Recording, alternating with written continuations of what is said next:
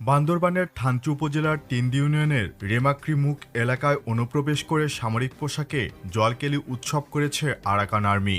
বান্দরবান সীমান্তের 10 কিলোমিটার ভেতরে রেমাক্রি জলপ্রপাতে স্থানীয় পাহাড়িদের নিয়ে আরাকান আর্মির সদস্যরা গত 16-17 এপ্রিল এই উৎসবে অংশ নেয়। বান্দরবানের থানচির রেমাক্রি মুখ এলাকায় মিয়ানমারের সশস্ত্র বিদ্রোহী গোষ্ঠী আরাকান আর্মি ও তাদের রাজনৈতিক শাখা ইউএল এর অর্থায়ন ও তত্ত্বাবধানে আরাকা ওয়াটার ফেস্টিভ্যাল নামে এই অনুষ্ঠান আয়োজন করা হয়। এ সময় অনুষ্ঠানস্থলে থাকা বিজিবি সদস্যদের নিষ্ক্রিয় ভূমিকা পালন করতে দেখা যায়।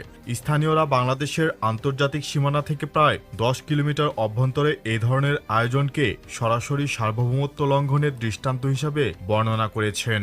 এ উৎসবে আরাকান আর্মির ইউনিফর্মধারী ও অস্ত্রধারী সদস্যরা প্রকাশ্যে অংশ নেয় এবং মঞ্চে পারফর্ম করে। মঞ্চ এবং আশপাশ জুড়ে ছিল রাখাইনের ইউএলএ ও আরাকান আর্মির পতাকা ও প্রতীক। এমন স্পর্শকাতর ভৌগোলিক অবস্থানে আরাকান আর্মির সরাসরি কার্যক্রম শুধু একটি বিচ্ছিন্ন ঘটনা নয়, বরং এটি বাংলাদেশের সার্বভৌমত্ব, নিরাপত্তা ও কর্তৃত্বের ওপর একটি স্পষ্ট সুপরিকল্পিত চ্যালেঞ্জ।